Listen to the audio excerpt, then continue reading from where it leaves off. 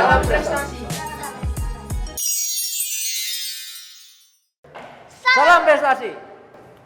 Baik teman-teman semua, ini Om Deddy sama Azza Koto masih di Insaga, di Indonesia School of Art, Akademi Seni Drama dan Film Indonesia.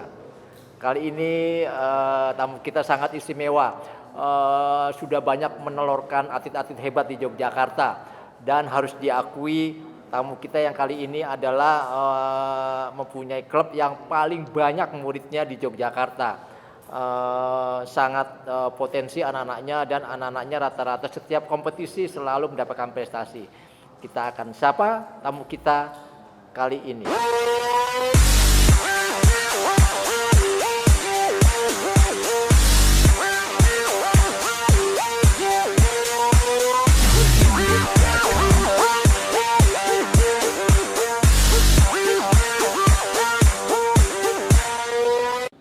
Selamat sore Pak Yo. Selamat sore Pak Deddy. Wah, saya manggilnya Pak Yo. Sebenarnya dia nama lengkapnya Johannes ya.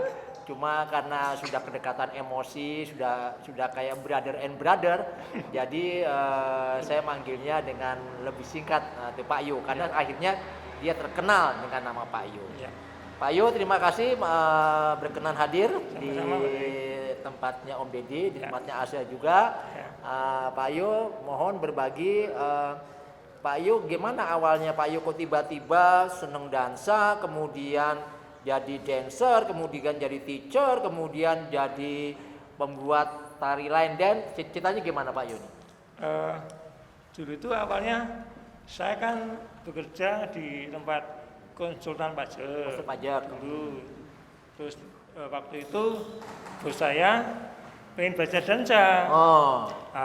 Saya diajak untuk menjadi pasangan, partnernya gitu. Lah kalau saya diminta itu sebenarnya saya waktu itu tidak suka. Gitu, tidak suka sama gitu. sekali saya waktu itu. Umpama saya suka malah ya dari sekarang mungkin akan lebih pengalaman lebih banyak lagi kali kalau saya waktu itu mau suka gitu loh. Dulu awalnya nggak suka, tapi dipaksa sama bos saya, ya wis lah, nggak apa-apa, hitung-hitung untuk pengalaman. Betul. Untuk ya sekedar nanti kalau ditanya kok bisa dansa, bisa gitu aja lah, gitu ya. Awalnya ya sekedar ya untuk pengalaman dan mungkin juga asal bisa. Tapi lama kelamaan kok sebulan, 2 bulan, 3 bulan sampai 6 bulan kok terus akhirnya kok diarahkan untuk kompetisi lah. Saya jadi bingung kok. Nah, saya selama ini belum pernah kompetisi apalagi di dunia dansa. Kan buta sama sekali gitu loh. Betul. Bingung saya. Jadi saya itu sebetulnya kalau di depan orang banyak itu sebetulnya saya waktu itu grogi. Karena saya itu agak pesimis gitu loh. Jadi saya waktu itu lomba kompetisi pertama kali juga deg-degan saya. Nah, belum mulai saya sudah kencang-kencing terus saya. Kayak orang stres itu. Dan waktu itu ya waktu pertama kali kompetisi itu saya tidak menang karena ya waktu itu lepas outfit saya. Karena mungkin stres itulah. Ya, tapi saya untuk masalah menang kalah itu sebenarnya saya pikir yang penting saya memberikan tampilan yang terbaik. Seandainya saya menang ya alhamdulillah itu bonus gitu aja. Jadi saya tidak istilahnya pegang harus menang gitu, enggak. Jadi saya nyantai aja, syukur menang, syukur enggak ya apa-apa. Yang penting saya sudah maksimal gitu aja, tampil gitu aja. Iya. Keren. Ini Pak Yo ya, tidak kenal dari itu tidak sayang. Nah, Pak Yo ini dia menuruti, dia punya bos untuk menjadi pasangan bosnya ya. Bos saya dulu umurnya 20 tahun lebih tua dari saya. Berapa tuh? Waktu itu saya belajar sudah tua, udah umur 38. Lah bos saya kalau tambah 20 tahun berarti kan 58.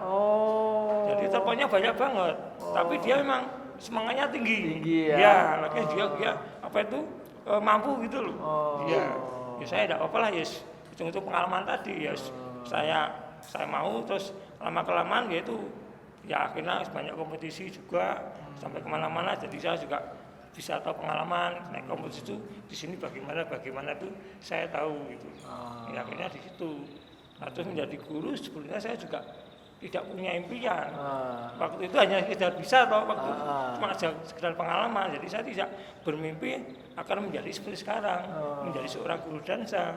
Karena juga waktu itu juga saya malas-malas belajarnya. Kalau saya dulu kan semangat sekali. Kan seminggu dia latihan terus, tiap hari pengen latihan. Saya nggak mau. Saya waktu itu maunya cuma seminggu 2 kali aja.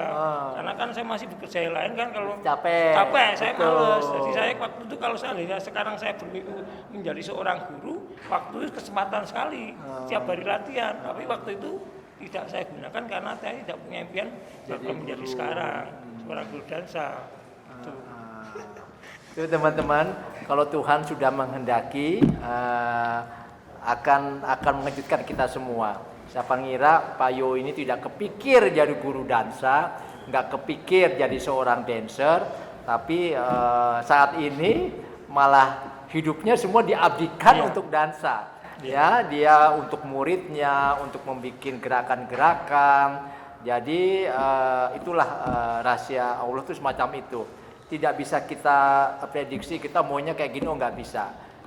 Keputusan prerogatif ada yang memberikan kepada kita, yang menciptakan langit dan bumi ini. Inilah contohnya sosok Pak Yo yang sangat tawadu, yang orang terkenal di Yogyakarta, tapi orangnya betul-betul low profile. Nah Pak Yo, sekarang sudah berapa banyak muridnya Pak Yo? Iya, kalau kan sekarang ada regenerasi ya. Regenerasi, betul. Kalau yang dulu awal-awal saya ngajar dulu kan saya harusnya itu kan di waktu itu berdiri kan 2005. Betul. Waktu itu kan ada 2 kabupaten sama kota. Betul. Nah, waktu itu kan KTP saya masuk kota. Nah, sebetulnya saya waktu itu jatahnya di kota. Tapi berhubung yang di Bantul waktu itu belum ada yang ngajar, saya mengabadikan di sana, mengabdi di sana supaya anak-anak Bantul ada yang ngelatih gitu. Waktu itu ya saya laju kan dari Jogja ke Bantul kan tidak deket, 13 kilo kan juga cukup jauh. Nah, waktu itu kan cari arti juga susah. Waktu itu di sana juga kadang-kadang saya nungguin setengah jam, 45 menit, kadang-kadang nggak ada yang datang. Jadi saya balik lagi. Apalagi kalau hujan sudah payah. Nah, kalau nggak hujan aja nggak masalah sih. Hujan sudah sampai sana nggak ada yang datang. Nah, kalau sekarang sudah banyak sih. Banyak kalau di sana di klub saya sekarang ya 30 lebih lah ada sekarang klubnya. Jadi ada regenerasi lah. Ini yang gede, yang kecil ada lagi. Jadi tetap berjalan terus Bantul. Betul. Ya. Baik Pak Yo, sekarang giliran presenter cilik untuk menanyakan kepada Pak Yo. Monggo. Pak Yo, apa cita-cita Pak Yo waktu kecil? Waktu kecil. Waktu kecil saya nggak punya bayangan pengen jadi apa ya. Kalau saya dulu pengen jadi tentara, nggak suka. Pengen jadi dokter, ya pas-pasan ilmunya. Jadi saya ya nggak punya cita-cita, jadi sebenarnya hanya mengalir saja gitu loh. Hanya mengalir, ya kan saya percaya bahwa roda itu berputar. Orang itu tidak selamanya ada di bawah, pasti akan naik. Dengan adanya dasar ini saya juga bisa naik meskipun belum sampai maksimal, tapi ya udah lumayan lah. Jadi saya kalau ditanya cita-cita, saya tidak ada cita-cita waktu itu. Ya, jadi ya pasrah aja lah. Mungkin ini takdir saya, jalan saya, ya sudah. Saya jalannya aja dengan happy aja gitu. Jadi kalau ditanya cita-cita mungkin tidak ada. Cita-citanya mengalir. Jadi ya itu. Mengalir apa adanya. Kita syukuri. Aza pengen dan sama Pak Yo di mana dan syaratnya apa Pak Yo? Ya kalau syaratnya sih nggak ada sih, cuma kalian ya bawa kartu keluarga C1, cuma akte kelahiran, dan nanti daftar, dan nanti kita lain bersama. Ya mungkin nanti ada kontribusinya mungkin setiap bulan mungkin ada untuk kan kita juga mendatangkan pelatih, jadi kan kita harus bayar juga ke mereka. Tapi ya yang jelas tidak mahal, masih cukup terjangkau. Ya. Itu di Bantul ya? Di Bantul, ya. Di Bantul kan tadinya kan di Bantul itu sebetulnya dari 1. Cuma dalam waktu setahun ini, kurang waktu setahun ini memang menjadi klub-klub. Jadi mungkin di Bantul sekarang ada 5 klub. Itu dulunya enggak, dulunya dari 1 namanya di saja, tapi sekarang berhubung terpecah-pecah, jadi sekarang ada 5 klub. 5 klub Ya, cuma ya mungkin di Bantul paling banyak sendiri atletnya dibanding di kabupaten kota yang lain. Ya. Bantul lebih banyak. Terus juga banyak regenerasi Bantul. Gitu. Tapi memang mendengar hasil kupingan yang paling banyak memang tempatnya Pak Yo ya. Iya, ya di sana yang paling banyak atletnya yang dari klub saya memang agak banyak. Di atas 30 anak. Gitu.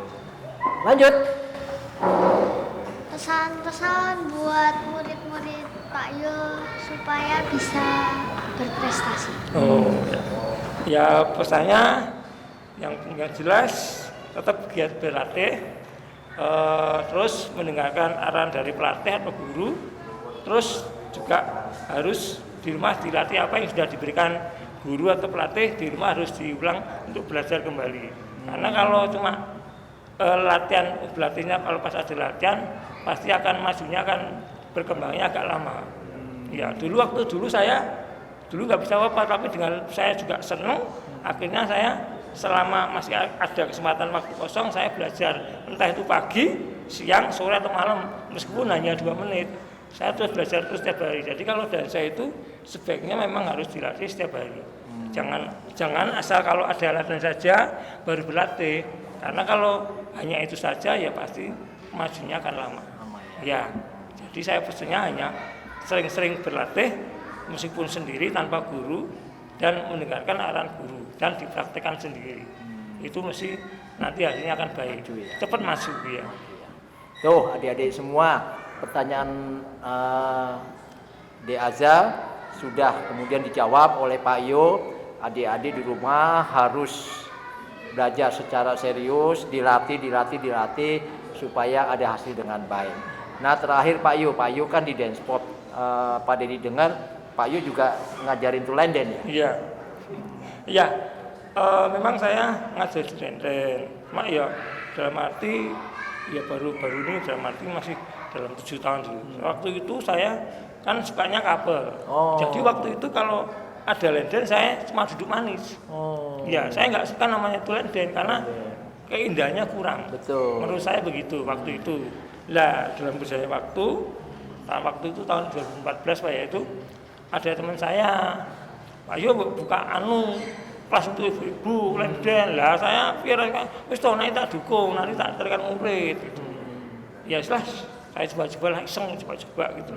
Ya tadinya yang melatih anak kapal, saya mencoba untuk latihan lenden. Waktu itu saya agak grogi juga karena kan yang saya latih kan bukan anak kecil, mau balik ke ibu-ibu. Ya. Tapi ya alhamdulillah dalam berjalannya waktu ya ternyata bisa leden, terus jalan-jalan. Nah sekarang itu kemarin saya banyak bikin koreo karena waktu itu dipaksa untuk memberikan workshop. Tadinya saya tidak pernah bikin koreo karena waktu itu cuma sekedar ibu-ibu minta request materi ini, saya melihat di YouTube di mana saya ajarkan. Nah, cuma waktu itu kemarin di tahun 2000 berapa ya? 2017 Pak ya, itu saya disuruh mengisi workshop untuk materi samba. Waduh, saya berpikir waktu itu bisa apa enggak saya bikin koreo samba. Tapi saya kan tahu bahwa di kapal kan juga ada samba, jadi saya sedikit ada pengalaman juga tahu kan, maksudnya koreo masalah samba juga tahu. Makanya dari itu saya terus bikin. Nah, terus dengan berjalan waktu kadang-kadang teman-teman Mbak Yo bikin koreo apa ya, tapi akhirnya saya bikin dan alhamdulillah kan murid-murid juga suka. Koreo saya Pak Yo koreonya keren-keren. Nah itu kan menurut plan mereka, jadi kan bukan menurut saya gitu. Tuh sosok Pak Yo ya, sosok yang tawadu ya, dia tidak merasa jadi guru, tapi dia ternyata dia punya murid bagus, hasilnya bagus dan banyak. Orang-orang semacam inilah yang kita harapkan dapat membangun adik-adik kita, membangun karakter bangsa melalui dansa. Ya, terima kasih Pak Yo. Sebelum berakhir mungkin Pak Yo bisa memberikan sesuatu kepada teman-teman saudara-saudara kita yang ada di luar sana supaya lebih semangat walaupun kondisi semacam ini. Monggo Pak Yu. Ya, cuma saya berpesan kepada generasi muda untuk yang sekarang ini, janganlah istilahnya itu belajar untuk seni budaya kita jangan dilupakan. Kita harus menguri-uri budaya kita sendiri. Betul. Jangan kita lupakan. Jangan sekarang itu kadang-kadang orang anak muda itu suka TikTok atau mungkin orang suka yang Korea itu loh. Ngapain gitu. Wong di kita sendiri Indonesia banyak potensi untuk seni-seni itu banyak sekali. Jadi saya berharap untuk anak muda itu untuk menggali lagi seni-seni yang ada di khususnya Indonesia, di Pulau Jawa ini. Terus jangan senang yang suka modern, yang enggak karuan itu.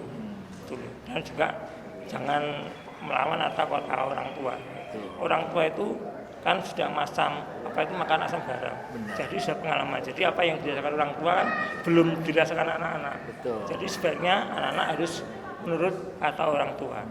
Itu mungkin akan lebih maju.